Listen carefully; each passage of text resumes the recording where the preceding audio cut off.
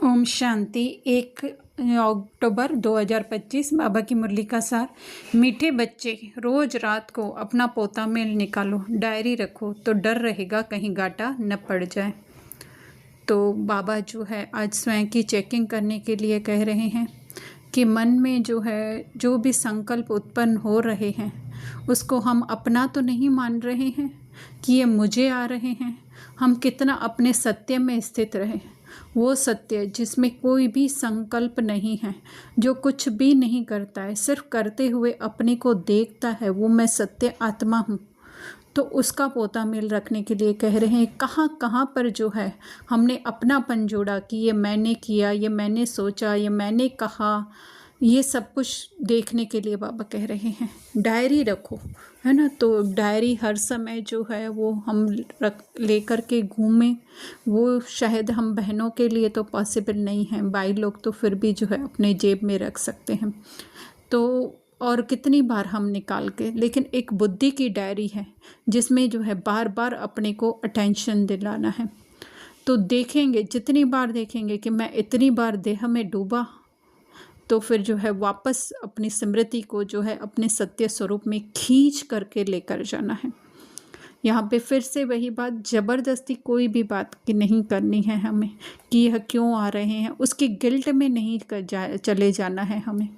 तो डर बाबा कह रहे हैं तो वो डर इस तरह का ह्यूमन मनुष्य बुद्धि का डर नहीं, लेकिन एक अटेंशन रूपी जो है वो हमें अपने ऊपर रखना पड़ेगा कि कहीं गाटा न पड़ जाए, कहीं हम देह अभिमान, क्योंकि बार बार जब हम देखेंगे कि यह मेरे देह के संकल्प हैं या ये देह के संकल्प मेरे भी नहीं पर ये देह के संकल्प हैं, ड्रामा में स्क्रिप्ट में मिले हुए हैं, तो अपने को स्वयं को उससे डिटैच समझेंगे तो उतना उतना उसकी हम कहें इंटेंसिटी कम होती जाएगी। तो गाटा न पड़ जाए अर्थात हम और ज़्यादा देह में न डूबते जाएं। अनकॉन्शियसली अगर हम करते रहें, अटेंशन न रखें अपने ऊपर तो अधिक से अधिक हम उसमें डूबते जाएंगे। प्रश्न पूछ रहे हैं बाबा, कल्प पहले वाले भाग्यशाली बच्चों को बाप की कौन सी बात फौरन टच होगी? उत्तर, बाबा रोज रोज जो बच्चों को याद की युक्तियां बतलाते हैं वह भाग्यशाली बच्चों को ही टच होती रहेगी, वह उन्हें फ़ौरन अमल में लाएंगे। बाबा कहते, बच्चे कुछ टाइम एकांत में बगीचे में जाकर बैठो, बाबा से मीठी मीठी बातें करो, अपना चार्ट रखो तो उन्नति होती रहेगी। तो भाग्यशाली बच्चे बाबा उन्हें कह रहे हैं जो अपने सत्य स्वरूप में आत्मिक में रहते हैं, जो ज्ञान के आधार से अपने आप को जानते हैं। इस रोल को जानना कोई बड़ी बात नहीं है कि मैं ये हूँ, मेरे अंदर ये विशेषताएं हैं, मैं ये कर्म करता हूँ या मैं ये सेवाएं करता हूँ। वो जानना तो फिर भी जो है एक हम कहें सहज है, लेकिन जो है अपने अंदर सहज तो वैसे वो है जो जैसे बाबा ने आगे मुरली में भी कहा कि सबसे सहज ये है, लेकिन हमारी जो ऑटोमेटिक एक कहें डिफ़ॉल्ट सेटिंग हो गई है बार बार अपने देह में चले जाने की। तो उससे विपरीत जो है वो कौन सी है, किसकी है जाने की, उसको ही बाबा भाग्यशाली भाग्यशाली बच्चे करें टच होगी, अर्थात कि उन्हें स्मृति उनकी जो है वो एकदम उसको सत्य मानने लगेगी या उसको वो जचेगी। तो बाबा कह रहे हैं रोज रोज जो बाबा मतलब मुरली के द्वारा या साइलेंस के द्वारा जो भी बातें कहते हैं बाबा, तो वो टच होगी, अर्थात कि हाँ ये बात सही है, उनकी बुद्धि को वो जचेगी। एक्चुअली में होता है ये सब ड्रामा अनुसार ही है, क्योंकि हमारे मन में ड्रामा ने पहले से ही ऐसे प्रश्न डाल के रखे हैं जिनका जवाब कई समय से नहीं मिलता है, लेकिन फिर जो ज्ञान की ऐसी पॉइंट आती है तो हम सोचते हैं हाँ ये तो मैं कितने दिनों से मैं सोच रहा था करके, और बाबा ने आज ये क्लियर कर दिया और ये मुझे सही भी लग रही है। हो सकता है कईयों से हमने पूछा भी हो उस बारे में, जैसे हम अपने बारे में बताएं कि जब ये बात होती थी कि सतो प्रधान सतो रजो तमो, तो समझ में नहीं आता था ये किस तरह से होता है, क्यों एक तरीके से वो चल नहीं सकता है, सतो प्रधान है तो हम सदा सतो प्रधान रहे। लेकिन सूक्ष्म ज्ञान के बाद हमें पता चलता गया कि किस तरह से जो है हम लोगों ने अपने ऊपर देह की लेयर्स अलग अलग चढ़ाई, तो उसकी वजह जितनी ज़्यादा लेयर्स चढ़ती गई उतनी हम लोग सत्तो से सत्तो रजो तमो में आते गए। तो इस तरह से ड्रामा ने हमारे अंदर पहले से ही ऐसे क्वेश्चन डाल के रखे होते हैं जो किसी के ज्ञान के द्वारा जो है हमें वो सही लगने लगते हैं। तो वही है बाबा कह रहे हैं टच होता है, वह उन्हें फ़ौरन अमल में लाएं, क्योंकि कई टाइम से वो तलाश थी हमें कि कुछ न कुछ इसके बारे में हमें हिंट मिले। और जब वो हिंट मिल जाती है तो क्या करते हैं हम लोग उसके ऊपर पुरुषार्थ करना शुरू कर देते हैं। तो इसके लिए बाबा एकांत में अर्थात साइलेंस में जाकर के हमें बैठना है ना। तो वो जो है अंदर वो हमारे अंदर शक्ति भी आएगी। वैसे तो हम सारा दिन जो है वो चलते फिरते हमको करना ही है ये अभ्यास अपने सत्य स्वरूप, लेकिन फिर भी जो है कुछ समय तो हमें बीच बीच में 20 मिनट आधा घंटा निकाल करके उस साइलेंस में उस कारोबार से भी जो है वो दूर जाना है। तो बाबा ने कहा मीठी मीठी बातें करो। किसकी मीठी मीठी बातें? बाबा रीना के जीवन में ये हो रहा है, बाबा रीना के शरीर में तकलीफ़ है, बाबा रीना के बेटे को अच्छा जॉब दिला दो, बाबा रीना की बच्ची जो है वो पढ़ाई में अच्छी हो जाए। वो नहीं, लेकिन आत्मिक जो इन सब से परे की है। सोचो ये अगर रीना नहीं हो तो उसके बाद क्या बचता है, उसकी मीठी मीठी बातें बाबा से करनी है। चार्ट रखो वही कि आत्मिक स्थिति का जो है हमें कितनी देर जो है हम देह से डिटैच रहें, वही है चार्ट रखना। फिर बाबा कह रहे हैं धारणा में ज्ञान के तीसरे नेत्र को धारण कर अपनी धोखेबाज आंखों को सिविल बनाना है। तो ज्ञान का तीसरा नेत्र अर्थात समझ। तो जितना जितना हम समझ से कार्य करते रहते हैं तो ये आँखें, स्थूल आँखें, तो वो भी जो है हम कहें एक उसका ही चैनल है, हमारे मन का ही चैनल है। अगर मन में चंचलता उत्पन्न होती है तो आँखें चंचल होती हैं। तो सबसे पहले ज्ञान के नेत्र से हमें मन को देखना है। जितना जितना हम मन को देखते जाएंगे, मन पे नज़र हमारी पड़ती जाएगी, तो वो मन शांत होता जाएगा।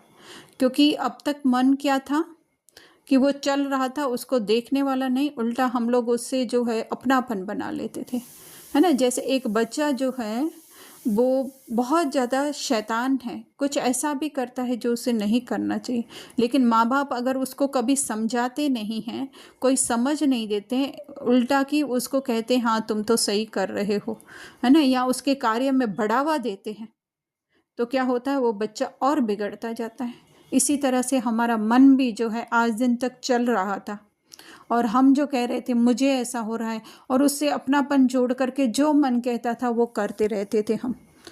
तो उसकी वजह से क्या हो गया था, वो और ज़्यादा बिगड़ गया था।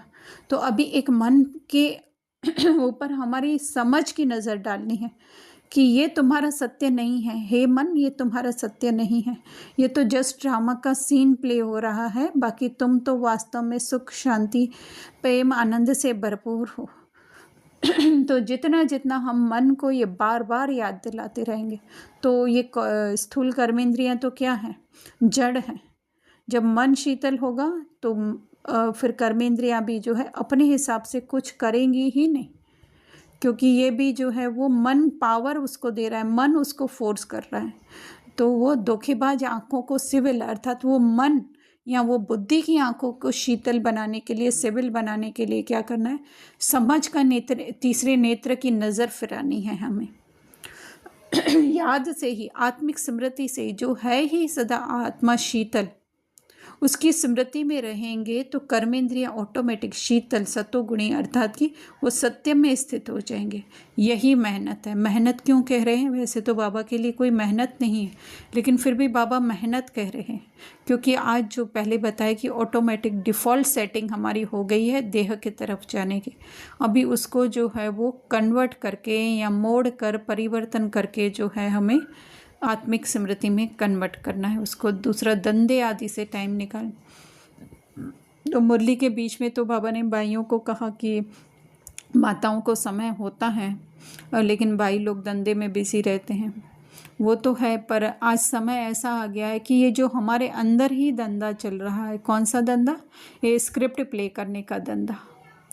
तो उससे निकल कर के, चाहे बहन हो चाहे भाई हो, सबको समय निकाल कर, अगर घर में भी है बहन तो भी ऐसे नहीं कि वो सारा दिन बस उसी में ही बिजी रहे और उसको आत्मिक स्मृति का नहीं, तो बीच बीच में 1 सेकंड के लिए भी एकांत में जाना है। हाँ, वो 10-20 मिनट का समय निकाल कर 3-4 बार तो करना ही है, लेकिन उसके बाद भी वो करते हुए भी जो है हमें बार बार 1 सेकंड के लिए उस खालीपन में चले जाना है जहाँ कोई हमारी पहचान नहीं। और सबसे मुख्य बात बाबा कह रहे, कारण देखना है ना? ये सबसे बड़ी जांच की बात है। हम कहते हैं पता नहीं क्यों मुझे ऐसा हो रहा है ना, क्यों गुस्सा आ रहा है, क्यों किसी के लिए ईर्ष्या हो रही है, लेकिन बाबा कह रहे हैं कारण देखना है, उसके जड़ में देखना है। हाँ, हो रही है तो क्यों? क्योंकि वो सुंदर है। हाँ, सुंदर है तो क्या हुआ? हाँ, लोग उसकी प्रशंसा करते हैं इसीलिए मुझे ईर्ष्या होती, तो वो अंदर चले जाना है। हाँ, सुंदर है तो वो तो तुम आत्मा तो हर एक सुंदर हो। बाबा के लिए, बाबा एक बार मुरली में कहा बाबा ने कि कितनी वाइट ड्रेस में ब्यूटीफुल दिखती हो, एक अव्यक्त मुरली में बाबा ने कहा। तो इसी तरह से अपने अंदर चलते जाना है। तो वही कारण देखना है, क्यों मैं आत्मिक स्थिति में स्थित नहीं हूँ? क्योंकि बाह्य देह का देख रहा हूँ। अपना चार्ट, अपना अर्थात कि इस मन का चार्ट जरूर रखना है कि वो है ना, जैसे वो चार्ट में दिखाते हैं कि वो लाइंस जो हैं वो ऊपर नीचे हो रही हैं करके, है ना, पाई चार्ट वगैरह में दिखाते हैं ना अलग अलग वो अगर दिखाते हैं तो कहीं पे वो अलग अलग दिशाओं में जा रही, ऐसे खुद का भी अंदर वो देखना है, बुद्धि हमारी कहाँ अलग अलग दिशाओं में भटक रही है, उसको लेकर जा कर के जो है हमें बिंदु में, है ना, ये फोर्सफुली दोनों तरीके से करना है हमें, कुछ फोर्सफुली और कुछ आत्मिक स्थिति में रहकर। वरदान दे रहे हैं, बहुत सुंदर है बाबा का आज वरदान। उसको हम स्थूल रीति से तो बहुत अच्छी तरह से जानते हैं, इसको हम थोड़ा सा सूक्ष्म में आज समझेंगे कि सहन शक्ति द्वारा अविनाशी और मधुर फल प्राप्त करने वाले सर्व के स्नेही भव, है ना। तो सहन किस में करना है? इतने संकल्प आ रहे हैं हमारे अंदर, है ना, कैसे भी विरोधी, मतलब आत्मिक स्थिति के विरोधी संकल्प आ रहे हैं।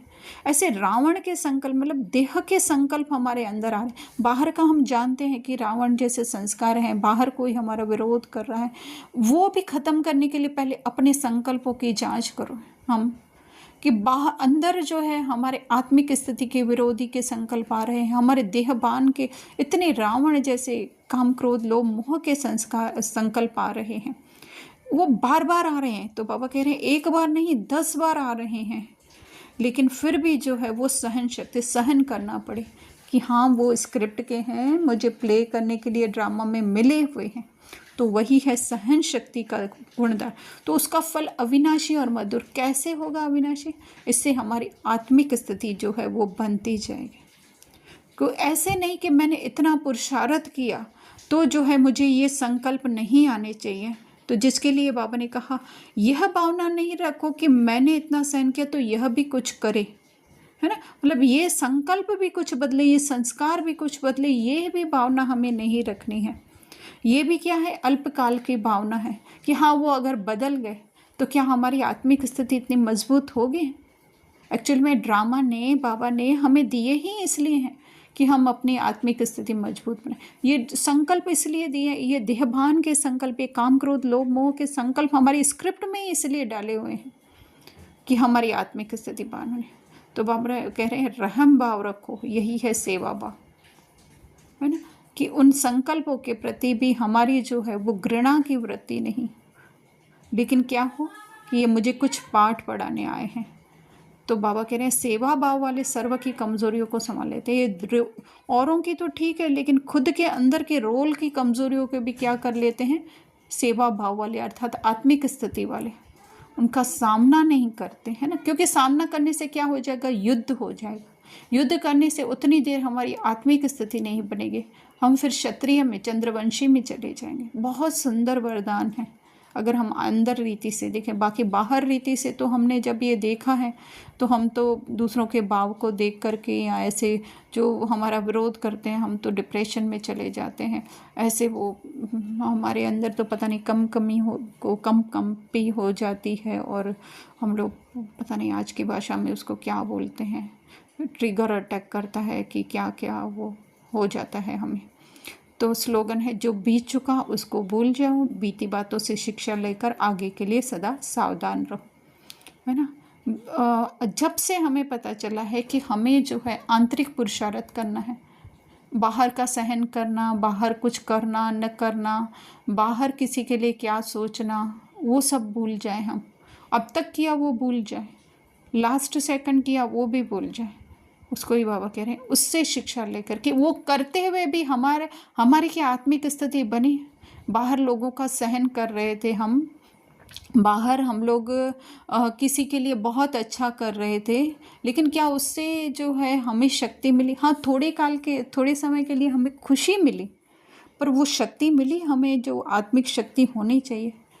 लेकिन आगे के लिए क्या करना है? कुछ भी करते हुए जो है अंदर से हमारी सत्य स्वरूप स्मृति की रहे कि ये सब ड्रामा चल रहा है, मूवी चल रहा है, जो जो कर रहा है, कोई अन्याय कर रहा है हमारे साथ, हम देखते हैं ना कि ये इनजस्टिस, अरे बाबा के बच्चे होकर के ऐसा करते हैं, अज्ञानियों की तो बात ही छोड़ो।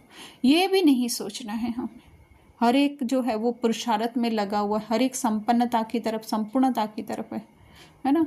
तो वो सब छोड़ करके, वो ड्रामा की सीन्स को, ड्रामा के अंदर की बातों को छोड़ करके हम बाहर खड़े हो जाएं और उसको ड्रामा को देखने वाले बन जाए। तो वही है सावधान हो जाना। वो सब बातें भूल जाओ। चाहे मैंने किया, बहुत बुरा किया किसी के साथ, बहुत गलत किया,